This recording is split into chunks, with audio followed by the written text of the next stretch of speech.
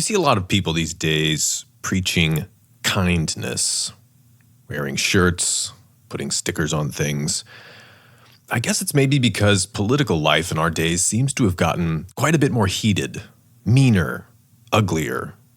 When have the stakes ever seemed so high? I don't know where you live, but in some places, until recently, relatively peaceful first world countries, it's starting to seem to many people like their political enemies are enemies of the state. Full stop. Have you ever felt like that? Reflect for a moment, if you will, especially if you're the sort of person who checks the political news a little too much. Well, has there ever been a moment where you had a thought, a bad thought, maybe one that you didn't share out loud, couldn't share, ever? It's not a very Christian thought, or democratic, or some might say it's not even a very human thought. You think, for just a second, what if the solution to your party's political problems is not to make a bigger push in the next election? It's not a grassroots campaign. It's not winning over hearts and minds and focusing on the issues. What if the most patriotic thing to do is to slaughter your enemies? Just round them up, every single one of them, or at least as many as you can get your hands on. It's horrible. No, you don't really want to do that. You couldn't even think it, not even for a second. Could you? Well, this is the story of a man who did exactly that. His name was Lucius Cornelius Sulla, or just Sulla for short. He was a Roman and a key player in that long saga that, with the benefit of hindsight, we now recognize as the fall of the Roman Republic. If you've been listening to this podcast, you'll recognize Sulla from the previous Roman lives we've done, the lives of Sertorius and Marius. And it's okay, don't worry if you haven't listened to those. But now we tell things from Sulla's perspective to try to understand the qualities of this man.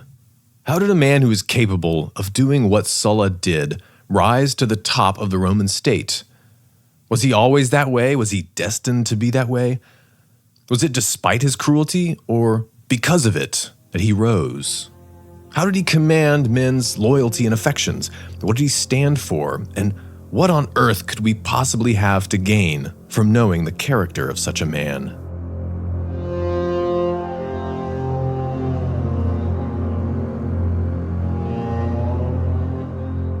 Welcome to The Cost of Glory, where it is our mission to retell the lives of the great Greek and Roman leaders. And not just that, but to ask, how should we then lead and live and strive? We use Plutarch as our guide, the great 1st century AD philosopher and biographer, a Greek living under Roman rule, roughly a contemporary of Seneca and Epictetus, St. Paul, Luke the Evangelist. And this is part 1 of 3 of the life of Sulla.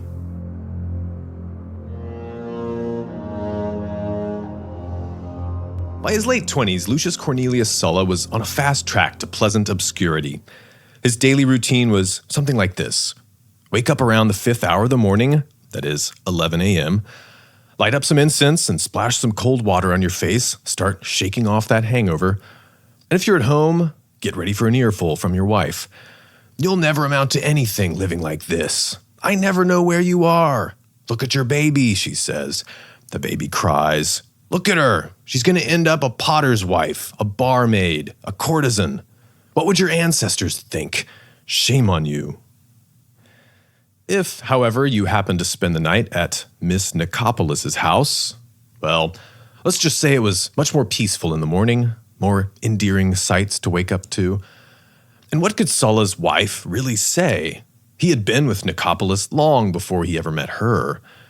Okay then, after a meal, get some exercise, make some social calls. Late afternoon, take some time to write. He was working on plays these days. His genre of choice was Atellane farce. Very classy stuff. A plot might go like this. Maccus and Bucus conspire to seduce old Pappus's delicious young daughter Pamphila by disguising themselves as chunky old witches. Maccus is supposed to get the girl while hungry Bucus gets to clear out Pappus's cellar. But when Pappus catches fat Bucus in the kitchen still dressed as an old hag, the frisky old fart grabs Bucus and starts kissing him.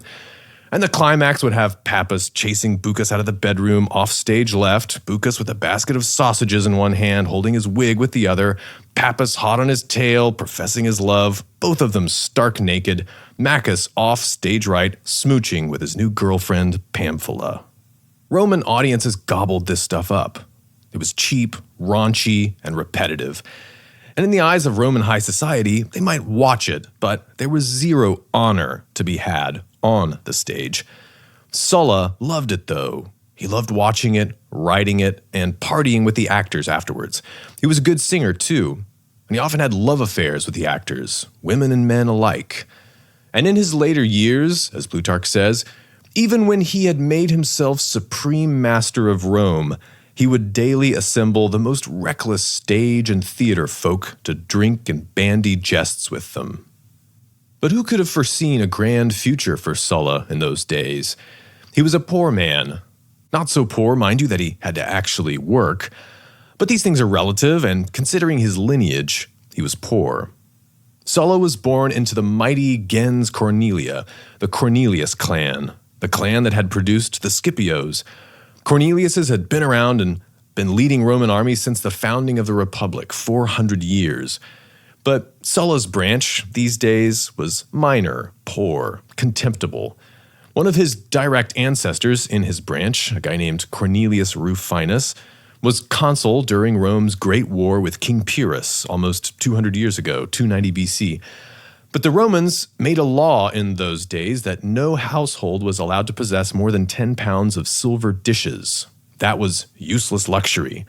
And it was the noble Fabricius himself who charged Cornelius Rufinus with excess silver possession and got him thrown out of the Senate.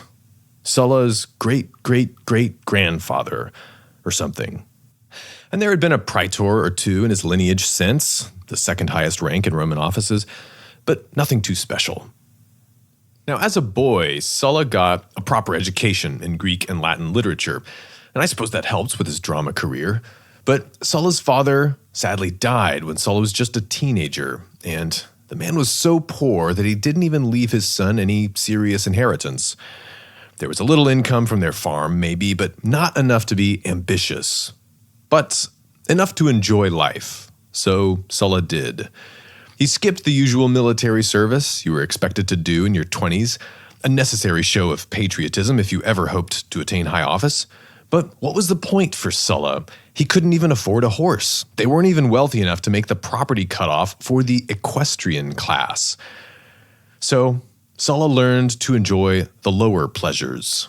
That was Sulla's life. It was boring, but fun. And it might have all continued that way, and Roman history and world history might have taken a very different course, except things changed close to Sulla's 30th birthday. 2 women he loved died.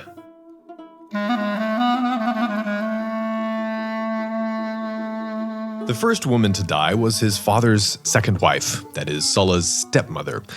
And when she was alive, she doted on him as her only son, and it turned out in the end that she had a sizable estate, and she made him her sole heir.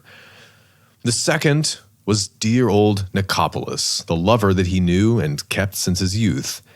She was a low-born woman, a complete commoner, but one way or another she amassed a fortune of her own in her life. Maybe she was the daughter of a rich merchant, who knows, but she loved Sulla more than any man in the world, and when she died, he inherited her entire estate. Sulla always found it easy to win the affections of women.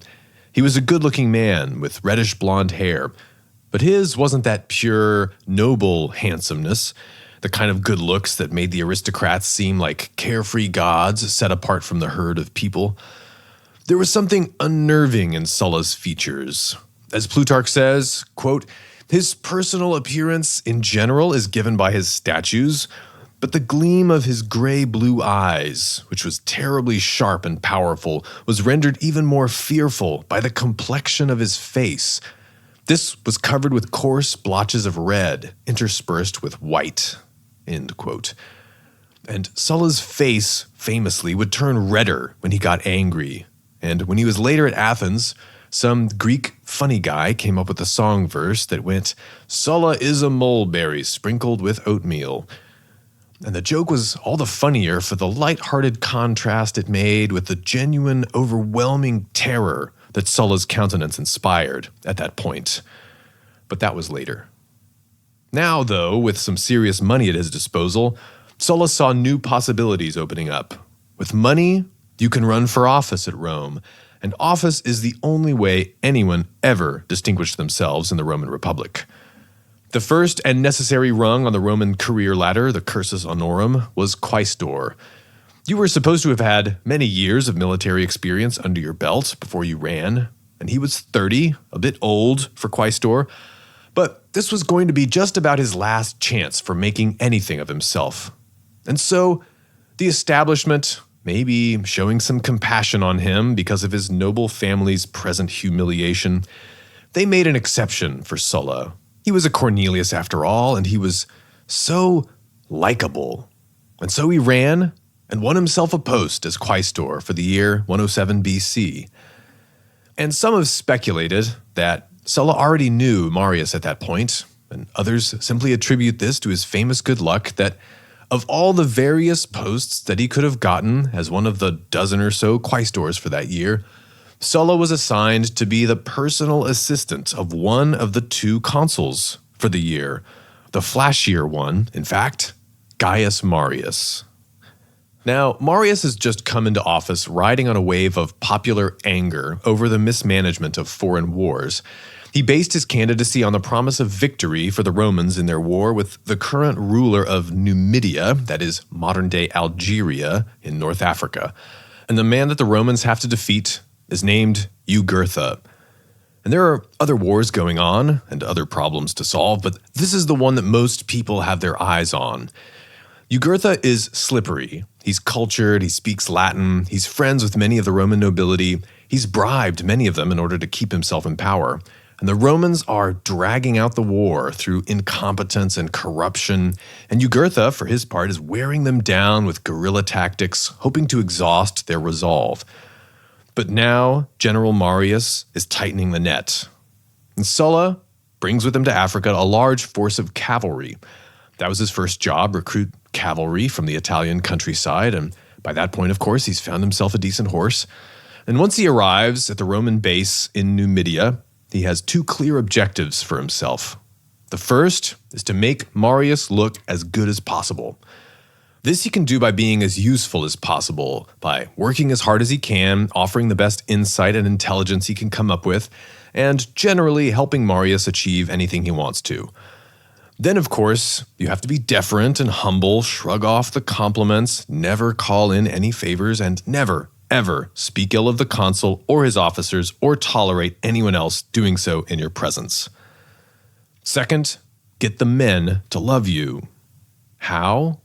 Once again, work as hard as you can, address the rank-and-file soldiers with camaraderie, exchange banter and business and pleasures with the lowly, and all that comes to him pretty easy. And of course, he has to learn all the arts of war too, and that very quickly, which he does. And the ancient writer Sallust observes that Sulla went out of his way to do favors for people, and he accepted favors only with the greatest reluctance, and then he made every effort to pay them back as quickly as possible, with interest. And he personally reclaimed nothing from anyone, but rather worked hard so that those who were indebted to him should be as numerous as possible. And, we can suspect here that there was a long-term game that Sulla was playing. An army of people who owed him favors could prove very useful someday. But Sulla was also the sort of man who made doing the most effective thing seem like a carefree accident, an afterthought. You were just too overwhelmed by his easy charm to suspect any ulterior motives. As Sallust wrote, again, Sulla, quote, had an incredible depth of ingenuity for feigning activities and concealing them, end quote. And perhaps it was his aristocratic breeding, such as it was, or perhaps it was his experience of the stage. But either way, Gaius Marius soon senses young Sulla's talent for orchestrating and successfully improvising in great dramas of power. And so, after a major victorious battle in which Sulla brilliantly proved his skill in commanding troops, one of Jugurtha's allies, King Bocchus, is a little worried about Jugurtha's prospects for winning, and in his distress, he sends a message secretly to Marius, asking the Roman general to dispatch his two most trusted men to speak privately about their mutual interests. And Marius sends Sulla.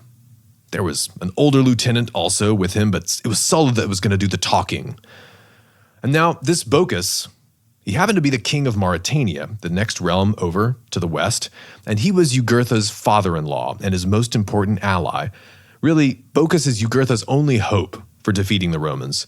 And so, if Marius could only bring Bocchus over to the Roman side, perhaps even to betray his kinsman. Well, Sulla spoke very persuasively on this occasion in this tense negotiation, and a few months later, after Bocchus returns west to his kingdom, he sends ambassadors to Rome, Bocchus that is. Bocchus wants to conclude a separate peace with the Romans. And so Bocchus's ambassadors go, and they return to Africa with the response of the Senate.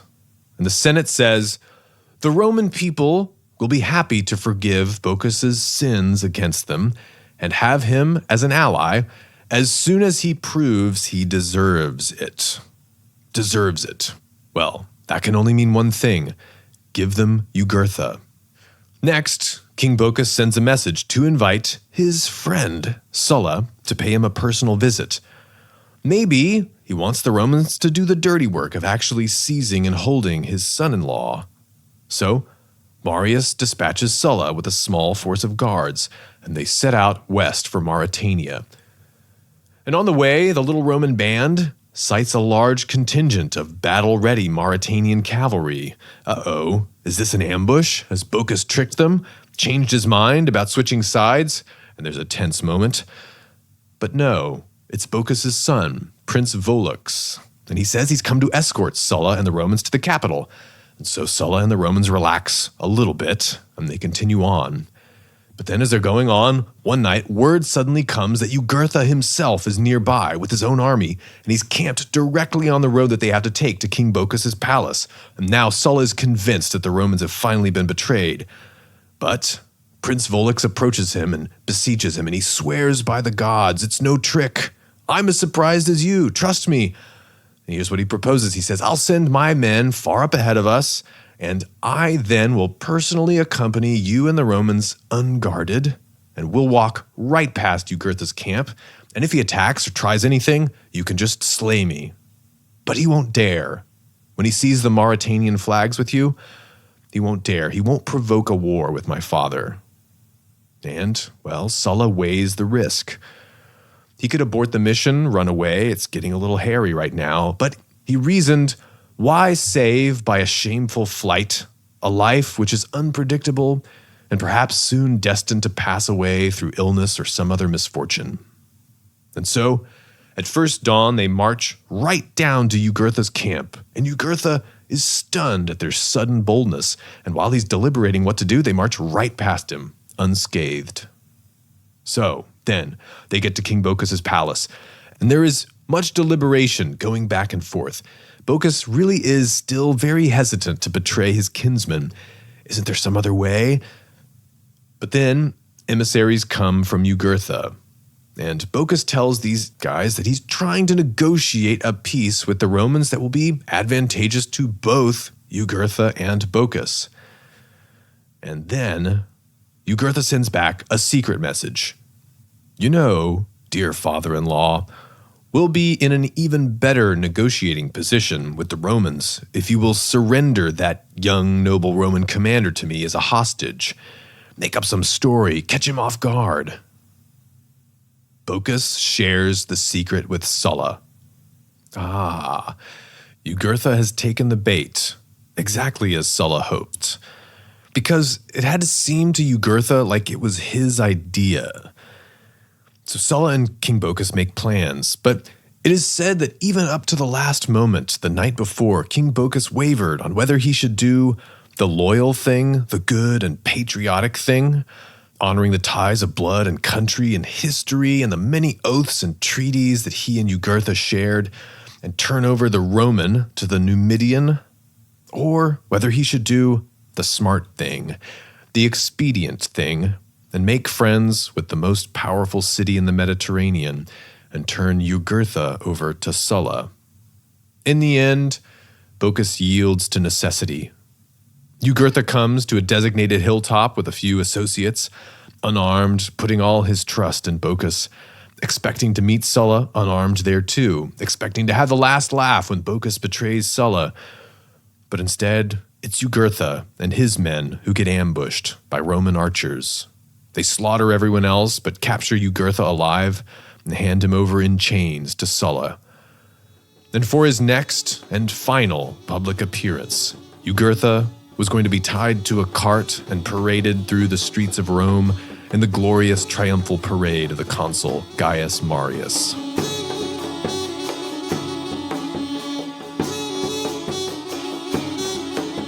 And with that, the Numidian War was over.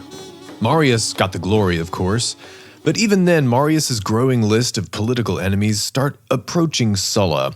Sulla, isn't it right that you were the man who really ended the war with Jugurtha, who really deserves the Roman people's thanks and admiration?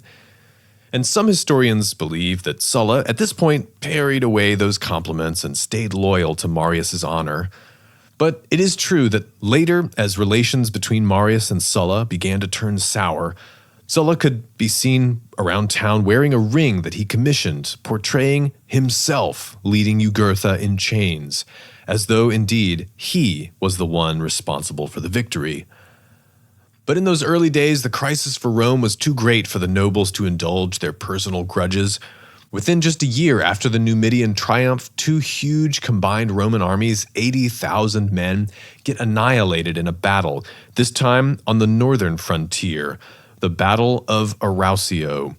They were fighting against a united army of northern barbarians, Celtic and Germanic peoples, and the main group here was the Cimbri, and they were joined by the Teutones.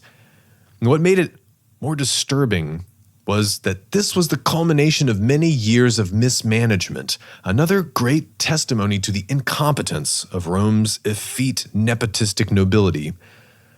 Marius gets elected consul for the second time. He has a mandate now to clean up the mess of the war with the Cimbri. And the Cimbrian Wars were happening in a region called Gaul, now the south of France. And from the outset, Marius uses Sulla as his most trusted lieutenant. Sulla runs important missions for Marius in the war, daring missions. Sulla negotiates alliances with several wild Gallic tribes. He captures an enemy chieftain, Copillus of the Tectosages. Things are going well. But the Cimbrian threat is massive. Hundreds of thousands of fighting men trying to invade Italy, and the war ends up taking several years, and Marius is the Romans' best senior general. And so, in a completely unprecedented move, the Romans elect him consul for 5 years in a row in order to ensure victory. They eventually have to send both consuls to fight the war on two fronts, and Sulla very cleverly sees an opportunity here to make his mark as a leader. And here's what he does. He requests a transfer from Marius's army to take up a post in the army of the other consul, a guy named Catulus. And what Sulla told everyone later was, well, Marius was getting jealous, feeling he was being outshined by Sulla, this younger man, and so the great general stopped giving Sulla important duties and advancing him. But it just so happened, and Sulla certainly knew, that Catulus, though he's a decent guy and all, he's really not up to the task of commanding one of the fronts of this hugely important war. It turns out he's desperate for help. Sulla takes over logistics and supply operations, and he commands a major wing of the army in the decisive battle at Vercellae. And so, by the time of the defeat of the Cimbri and the Teutones in 101 BC, Marius is by far the most powerful politician in Rome. He's her greatest, most popular general. But because of his strategic move to Catulus's camp, Sulla is now getting recognized by the Roman soldiers and the Roman nobility alike as a rising star. Maybe the next Marius.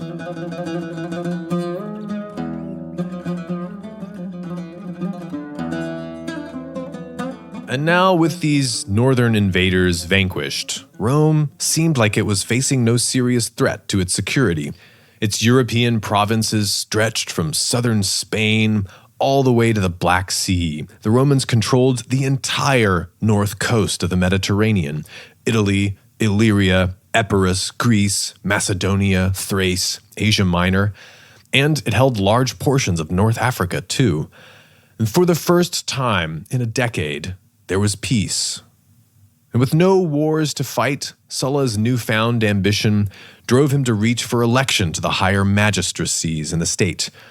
He tried to skip the aedileship, which was a lower rung on the ladder of offices, a sort of public works commissioner. Instead, he went straight for the praetorship. Praetors, again, were second only to consuls, and these guys had full-time, state-appointed muscle to follow them around at all times, the lictors. They had not just authority, but force. Sulla ran for praetor. You could skip rungs like this, but it was hard. And after finding he had a magic touch on military campaigns, now in domestic politics, he smacks into a wall of reality. That is, the entrenched Roman political establishment. He loses. With so many nobles and upstarts running for the praetorship and only 6 slots per year, the competition is stiff. And the way that the rich and powerful hold sway over voting blocks, even a popular boy wonder is not likely to win the praetorship without having a patron, without attaching himself to a faction. At Rome in Sulla's day, there are 2 dominant factions. On the one side, you have the entrenched nobility, the rich and the powerful, the figureheads of old families, the conservatives. These go by the name of optimates, or, as Cicero often describes them, the boni, the good men. These men like to talk about the virtues that made the Roman Republic great: the sacredness of the Constitution, respect for patrician authority, the dignity of the Senate. On the other side, you have the populares, the men of the people. Personally, they are elite politicians themselves, just like the rest, members of the Senate and frequenters of fancy parties, some of them from respectable families even. But they're interested in the ways that the Roman political system can channel the opinions and energy of the lower classes. They're interested in harnessing this power by appealing to the general Roman populace's interests and enthusiasms and rage. And the populares are very good also at occupying and exploiting a certain office in the Roman system called the tribune of the plebs, or the officer of the people, and more on this later. The leading politician of the populares at this time is the great general Gaius Marius himself, a man who rose from humble origins, first in his family to achieve the consulship, a new man, a novus homo, as they used to call such people. Now, someone like Sulla might see the advantages of either approach.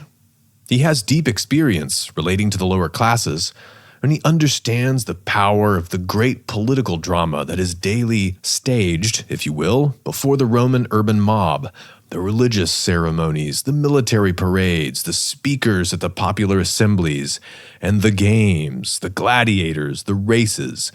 Yes, but he also knows who he is in his blood, a Cornelius. And it's hard to say why, for sure, but in the 90s BC, with his career sputtering to get off the ground, Sulla sees an opening with the Optimates, and he decides to throw himself in with them entirely. Maybe it was because Marius's authority and leadership of the populares was so absolute and unquestioned. With the populares, every initiative seemed always to boil down somehow to Marius's master plan, to Marius's agenda, his legacy. On the Optimate side, however, the show is being run chiefly by Aemilius Scaurus, a dour, censorious social climber, an old man, even older than Marius. Scaurus built his career on a track record of sternness. As consul, he passed a law that forbade Roman nobles from serving imported shellfish and exotic birds at their dinner parties. Really? Foreign shellfish?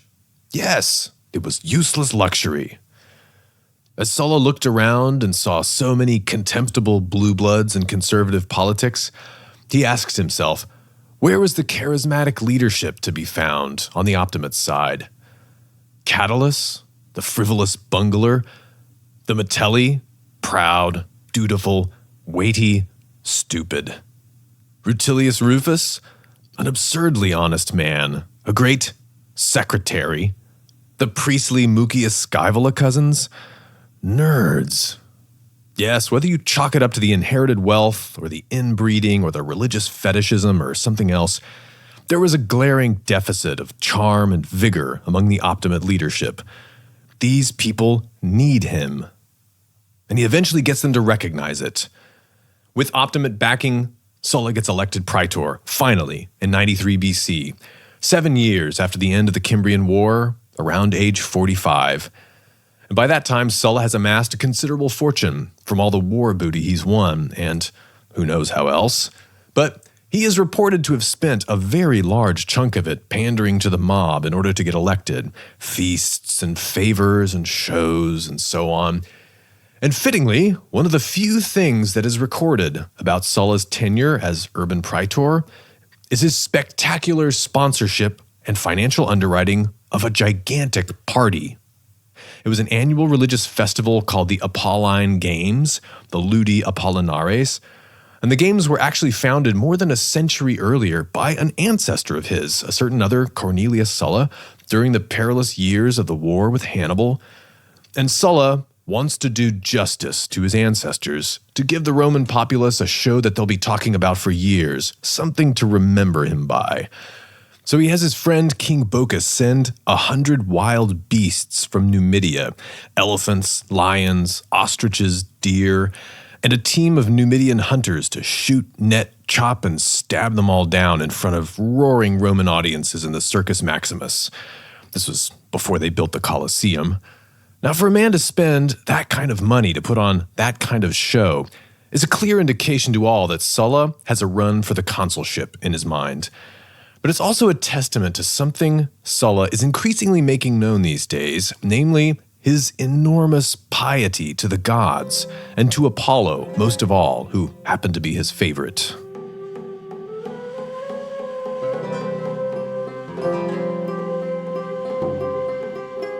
And it was after his year as praetor that Sulla makes his first acquaintance with a region that was destined to characterize his legacy. He gets a foreign governorship. Now, only former praetors and consuls are eligible for these, and a foreign governorship is one way to make back whatever huge sums of money you spent on the election, and then some. There are business connections to make, gifts to accept, but most importantly, there are adventures and new friends to be had. And Sulla gets sent out to Cilicia, but upon arrival he immediately gets redirected by the Senate on an emergency mission to nearby Cappadocia. And the Romans have several provinces lying in this region of Asia Minor, but also several nominally independent client kings who were really Roman vassals. And Sulla's new job is to reinstall the client king of Cappadocia, which is in central Turkey today. And this new king, his name is Ariobarzanes. He's supposed to make sure that the region stays friendly to Roman interests. But this is a tricky job for Sulla because of the man responsible for chasing Ariobarzanes out in the first place, a man not particularly friendly to Roman interests. That was the new king of the neighboring region called Pontus to the north, on the Black Sea coast. His name is Mithridates, the Poison King, as one book calls him. Mithridates is wily, he's aggressive, and he is not a vassal of the Romans. He's been expanding his reach in the area, seizing territories, elbowing into positions of influence in the neighboring states. And Sulla is given very few troops to accomplish his mission. He has to rely mainly on allied soldiers in the area. And he manages to beat Mithridates' armies back enough to put the Roman client king back on the throne, to put this Ariobarzanes guy back in power. And this was by no means the last time that he was going to face off with Mithridates, but we'll get to that later. Now, for a Roman to beat back Mithridates with a modest force of local troops was very impressive, and it turns many heads in the region. And after his campaign, he takes a diplomatic tour deep into the hinterland, to the borders of ancient Armenia, to the banks of the great Euphrates River. And as he's there, Sulla receives an embassy from the great king of Persia. And this is a ruler from the Parthian dynasty. And the great Parthian king of Persia wishes to be friends and allies of the Romans. And so Sulla receives the ambassador at his camp, and they have a little parley. And this was held to be another instance of Sulla's famous good luck, that he, Lucius Cornelius Sulla, was the first Roman to ever meet the Parthians, and on terms of friendship and alliance at that. Among other matters, they agreed on the Euphrates River as the effective border between their spheres of influence. And the Parthians, in fact, went on to be Rome's great rival in the East for the next 300 years. Now, this Parthian ambassador has in his retinue a priest of the Chaldeans, which is a group of people that the Persians hold in high esteem as diviners and soothsayers. And the story goes, as Plutarch recounts, quote, "The man, after looking Sulla intently in the face and studying carefully the movements of his mind and body, and investigating his nature according to the principles of his peculiar art, declared that this man must of necessity become the greatest in the world, and that the wonder was that even now he tolerated not already being first of all men." And so maybe it was in that moment that Sulla came to believe that he truly was somehow set apart, blessed by the gods with some higher destiny, that he was Sulla Felix, that is, Sulla the Fortunate, the Lucky, as later, when he was master of all, he had his name officially changed to include. Perhaps this moment was the origin of that unshakable confidence Sulla possessed that made him believe that even if he dared the most unthinkable, unspeakable acts, all would turn out well for him.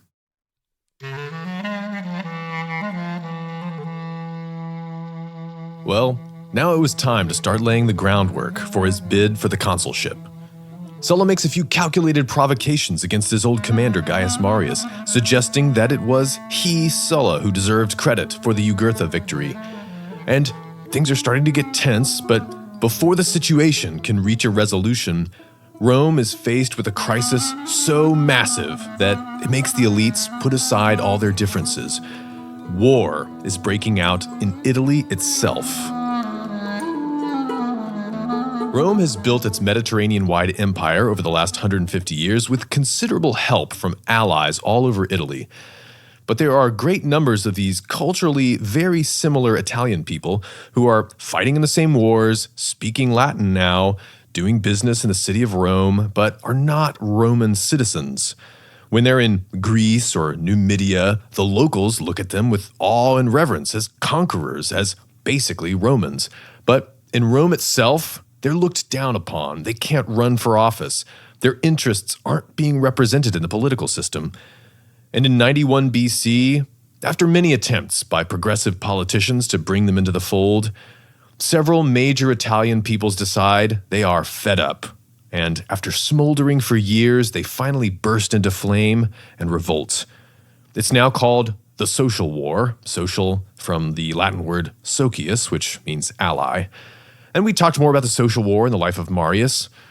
And over the 3 years it lasted, the great Marius did score a few minor victories, but mainly, Marius disappointed people's expectations of him.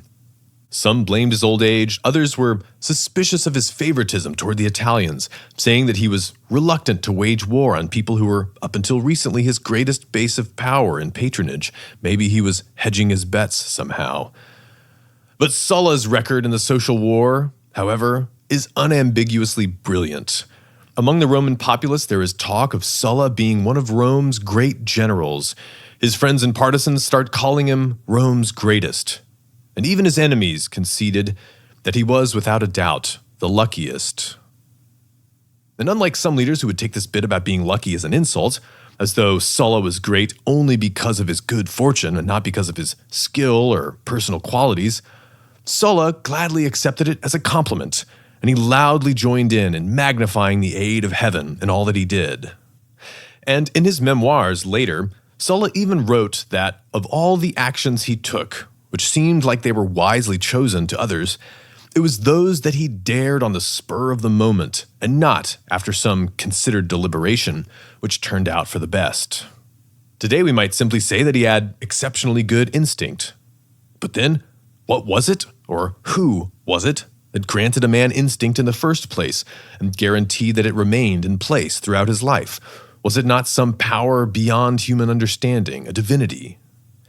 And when, as Sulla was on the march near Tuscany, a great chasm opened up in the earth nearby, from which a great quantity of fire burst forth and a bright flame shot up to the heavens, and the soothsayers, when they saw, declared that a brave man of rare courage and exceptional looks was destined to take control of the government and free the city from its troubles, well, Sulla could only observe the obvious fact that he fit the description perfectly.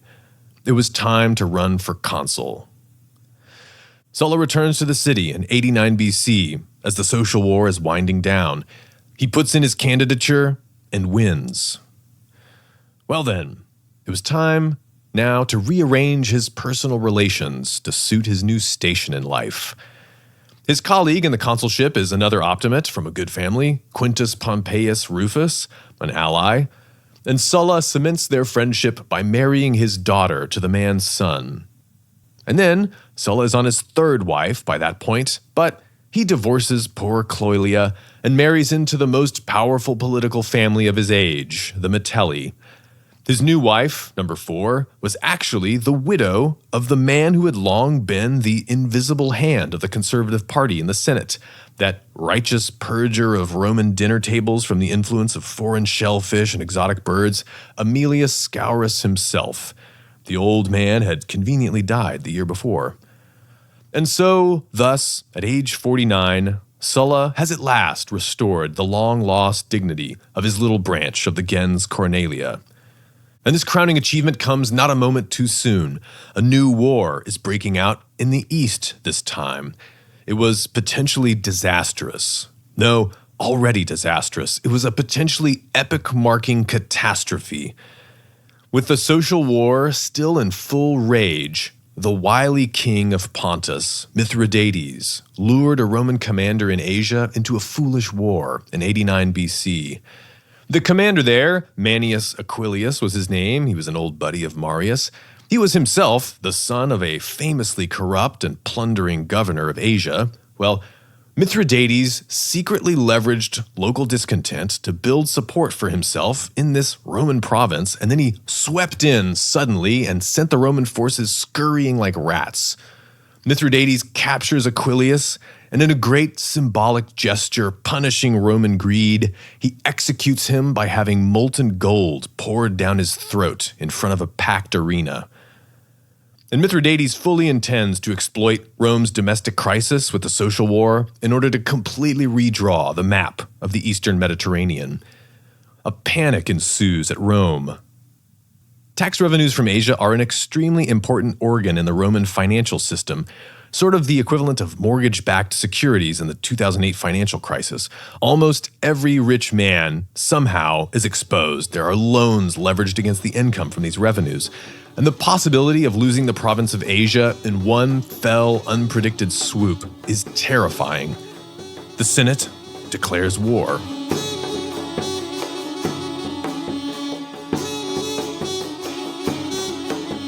Now, the Senate is responsible for assigning military commands. And Sulla, as one of the new consuls with a brilliant war record, he's an obvious choice for general to lead the war. And it looks like the goddess Fortuna is smiling on him again because the Senate does indeed assign Sulla the command. But then things got complicated. Why is it that sometimes the leaders of a people, when they're faced with one great crisis, they choose not to rally all together in the common interests, but instead turn to fight amongst themselves and create in the process an even greater danger? Is it fear and desperation that impel people to act irrationally in these kind of cases? Is it panic, making every man fight for himself? Or is it possibly because the ambitious and the capable see and a great challenge, the greatest possible prize to be won. Because they regard honor as the most worthwhile thing in life, and it seems to them that the route to that honor lies in solving the greatest problem for the community. In other words, is it precisely the right to lead in a crisis that is the most desirable prize that a man could possibly win? But then, is any prize worth starting a civil war over? It's said that around this time there were many strange portents and prophecies foretelling dark trouble for the Roman state, fire breaking out spontaneously, sounds of thunder in a clear sky, birds and mice seen devouring their young. The senators gather together in the temple of Bellona, the goddess of war, to listen to some analysis on these things by the soothsayers. And the holy men explain that, according to their prophetic lore, there are 8 ages in all, differing from one another in the lives and customs of men. And to each of these the god has appointed a definite span, a long era of time that the soothsayers call a great year. And whenever this great year has run its course and another is beginning, the gods send wondrous signs that make it clear to anyone who studies such subjects that men of other habits and different modes of life have now come into the world, men whom the gods love either more or less, and only time can tell which is the case. And now such signs were indeed appearing. A new era was dawning, one which would inevitably be ushered in by violence.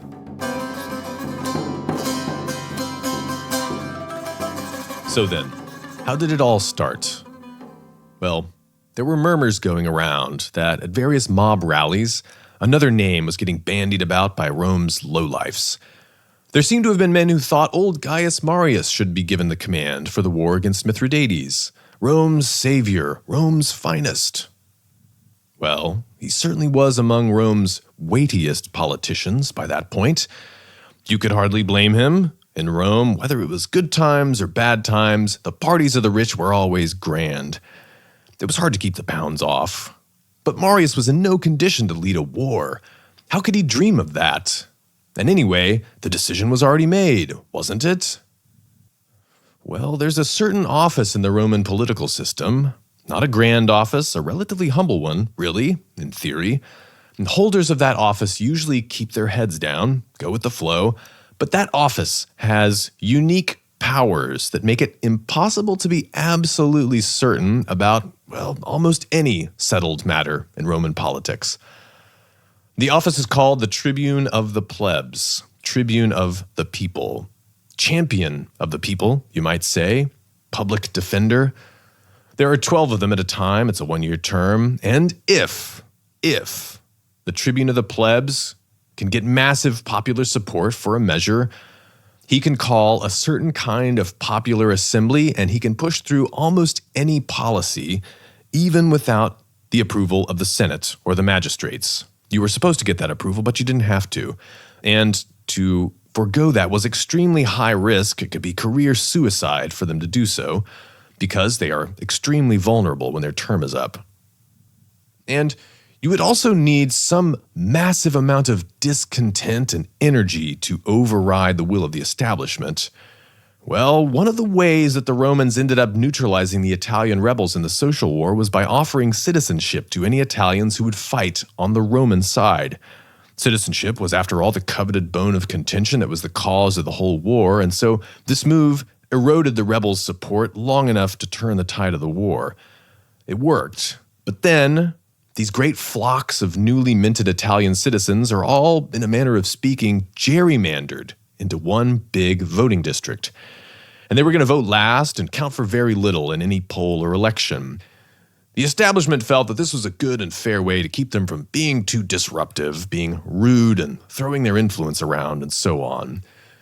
But there was a lot of discontent about this, understandably, and an ambitious young tribune of the plebs was elected.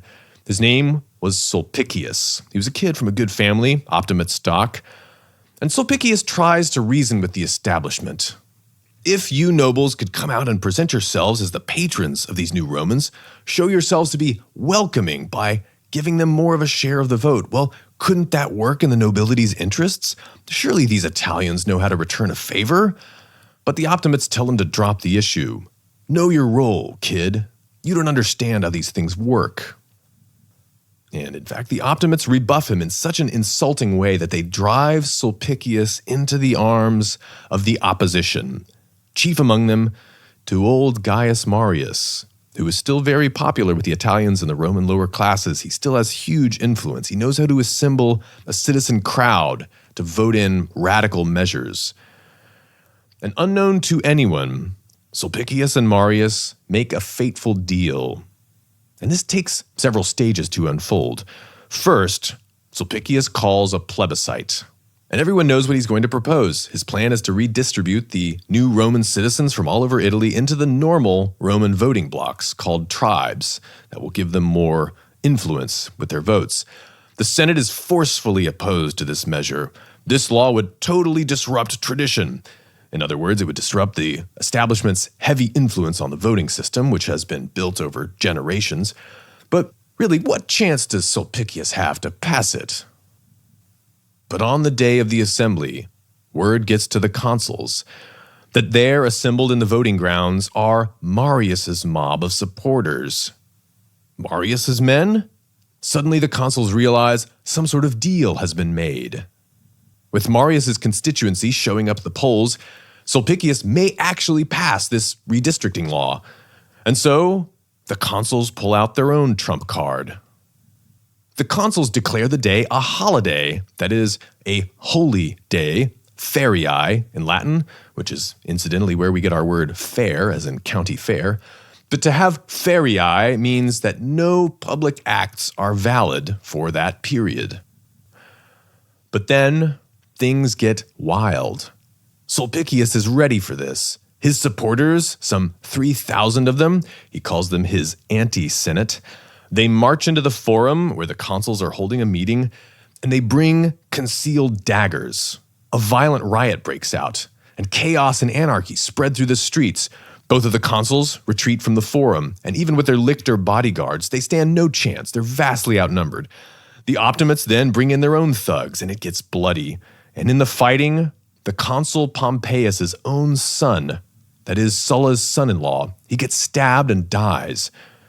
Sulla himself flees through the streets, and at one point he ends up cornered near the forum, and he takes refuge, of all places, in the house of Gaius Marius. What was that visit like?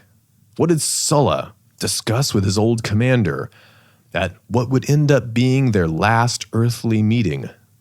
What hard bargain might Marius have driven? What deal might he have offered Sulla to try to get Sulla to back down and let Sulpicius's laws pass?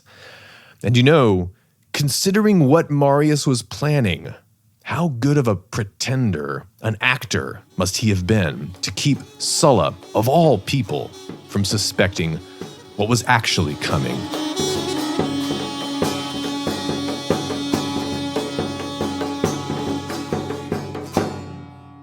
Sulla slips out of Marius's house when the coast is clear, and he reinstates public business the next day. Yes, in order to end the violence, he just allows this whole citizenship thing to take its course. Sulla leaves the next day to join his army. He earlier left them sieging some rebel holdouts in southern Italy at Nola among the Samnites. Of course, what happened in Rome was utterly humiliating, personally and politically, but he can make up for it with a foreign victory, make a comeback later. It was time to go east to face King Mithridates. Mithridates is meanwhile sweeping through Asia in a vacuum of Roman power, and the situation is getting dire. But only a few days after Sulla reaches his camp, legates arrive at his tent from Rome. Sulpicius has called a plebiscite. He passed his Italian voting plan all right, but then he also passed an extraordinary measure. According to a vote of the people of Rome, Sulla is to be deposed of his command, and Marius is to lead the war against Mithridates. The legates demand from Sulla the general's official insignia, the army's treasury, and its account books. So, that was Marius's deal with Sulpicius. Marius wants one last shot at glory for the history books.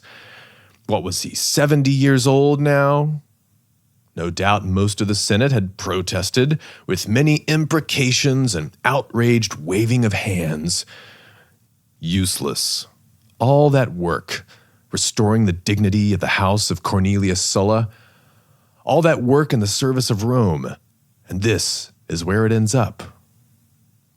Sulla summons his troops for a general assembly, some 25,000 men. And he stands on his consular dais above the crowd, and he looks out at his soldiers, standing at attention, faces he knows well. Some of the old-timers have been fighting with him since he was a young green quaestor in Numidia. Some of these men he crossed the Alps with in the Cimbrian Wars. Some of them are relatively new recruits, many Italians from the country tribes. Some of them have never even been to Rome, care little about the Senate, about the nuances of what is considered honorable or shameful among polite Roman society. But all of them have spent the last 3 years with Sulla, fighting one of the most vicious wars Rome has ever seen, against other Italians who looked like them, often spoke the same language as them, against rebels intimately familiar with Roman battle tactics and the Roman style of fighting because they were once themselves elite regiments in the Roman coalition. Against brothers. The rebels were hardly distinguishable on the battlefield from Romans. And under Sulla, these men conquered again and again. He looks out at his men. How many favors has he done for them, asking nothing in return? How many of their names can he recite? What are they really fighting for? What's in their hearts? Where do their loyalties really lie? He addresses them in a manner something like this. My fellow citizens, old and new, these legates here inform me that a plebiscite has been called in Rome. I am to be deposed of this command, and Gaius Marius is to be given charge of the war against Mithridates. He could sense the shock. There were boos. I need not remind you that Gaius Marius has his own soldiers, his own veterans, his own army that he will surely prefer to use. So I don't think it will be us who get to teach a lesson to that effeminate Pontian princeling. We will not see Asia then, with its rich treasures, its beautiful women, its fine wine. And he let that sink in for a little while. He could see the horror on their faces, the disappointment of their greatest desires. More booze. He smiled. No, do not protest. It is what the people wished. An assembly of townsfolk, shopkeepers and tanners. Oh, yes, and the rich merchants, of course, that Gaius Marius keeps in his pocket. A plebiscite. And I am told that Sulpicius had his anti-senate there, offering their protection over the proceedings. It was only proper. More booze. Indignation was building. He scans the crowd, trying to see. His smile vanishes. My countrymen, citizens old and new, you have lost life and limb defending the Republic against barbarian hordes, against treacherous oath breakers. Citizens, tyrants control your city. They force the mob to do their bidding. Lawless men have stripped a standing consul of his authority. Screams of fury erupting now. The legates from Rome are starting to look nervous. Sulla searches his soldiers' faces with that piercing gaze. A consul. Ha! But you know me. I'm but a man. You know where I started from, don't you? Where did I learn to outdrink you? Where did I learn to outgamble, outfight, outparty you all? Was it not the same bars and brothels, the same battle lines as you? And the same fortune that dragged me drunk out of the tavern, that led me out from carousing in the backstage and pushed me up onto the rostra, up onto this tribunal to lead you, the greatest army of the greatest city on earth. That fortune asks us, what shall we do? My countrymen, will you follow me? Will you obey me in all? The soldiers roar. Yes, we will follow. We will obey. Now Sulla's officers are starting to look at each other nervously. What's he doing? What's he saying? Follow him where? Obey in what? The soldiers are getting rowdy. Sulla stands and waits, watches and listens, searches and smiles. More acclamations from the soldiers. Sulla the Great!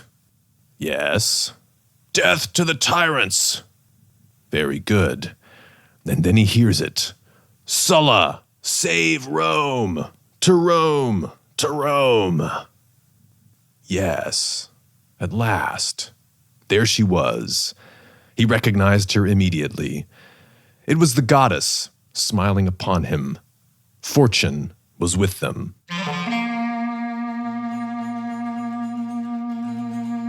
And so, Lucius Cornelius Sulla marched on Rome at the head of an army in order to force a resolution that was, by that point, impossible through any normal political process.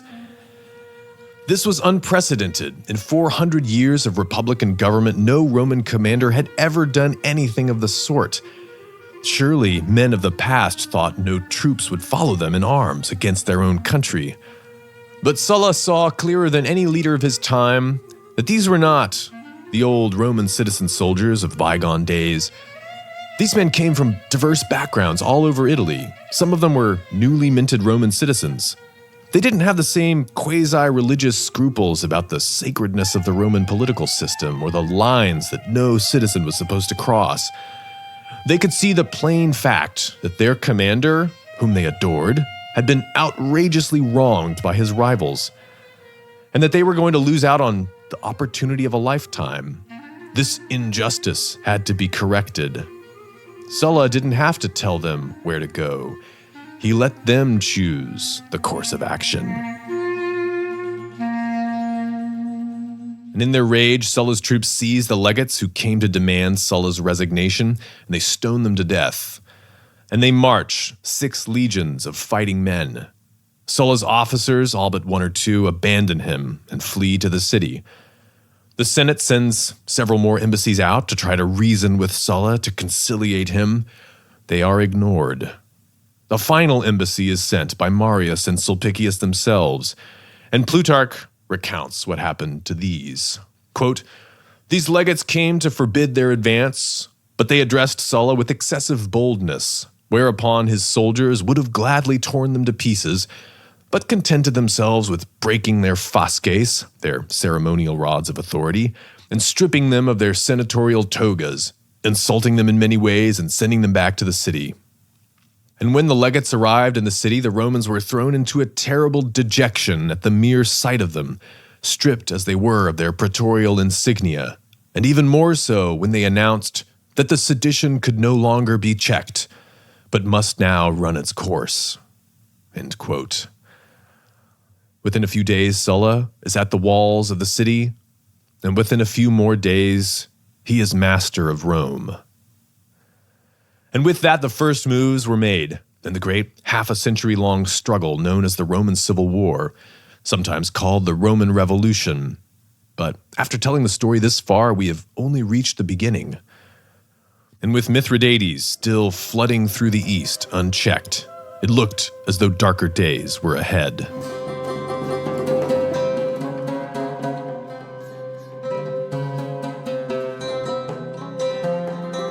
Now, even though we may not wish to imitate Sulla's violence or his debauchery, his story already has offered many lessons that may be useful. If you are young and aspire to leadership in the near or distant future, consider Sulla's activity in Numidia. From the start, he realized the potential of doing favors for people and building up rapport and credit with the common soldiery. He was always helping people out, never asking for anything in return. Sure, he hoped it would come around someday, but he knew life is uncertain, and it would have been a supreme lack of ambition on his part to be transactional about his giving, to cash in all his goodwill as soon as he could, rather than let it build interest over time. Because building goodwill is like an investment in the future. If people think well of you, word spreads, and as long as you stay active in generosity and helpfulness, your good reputation can compound. Being a giver is good and enjoyable in the present for its own sake, But the sort of man who helps people is also the sort of man people will want to help in the future. And this may give you incredible options. Second, when facing intractable enemies, learn a tool of deception from Sulla's dealings with Jugurtha. If you need to trick someone, distract them with the prospect of attaining something they desire furiously. Jugurtha was a brilliant and conniving master of realpolitik. He had already lured many rivals and enemies into traps and killed them, including several family members. He was not going to be an easy man to capture. Sulla put himself at great risk, effectively handing himself over to the care and mercy of Jugurtha's father-in-law, King Bocchus, whose faithfulness he had many reasons to doubt. But Sulla knew that his own real vulnerability would give Jugurtha reasons to hope. Jugurtha's desire to capture Sulla blinded him, and his hope made him put too much faith in his father-in-law. Jugurtha trusted Bocchus and thought he would betray Sulla, but in doing so, Bocchus would have been making an enemy of the greatest military power in the world. Jugurtha was the one who walked into a trap, foolishly, because his desires clouded his judgment. He should have known better. Sulla read people's desires very well. He read Jugurtha's. He read the desires of his troops that fateful day at Nola, and on many other occasions too. And this is a form of wisdom, of Sophia. But it makes you wonder, could you not say that this very habit of partying and indulging his pleasures in the company of others provided, as it were, a laboratory for him for examining the effects of desire from the most noble to the most animalistic?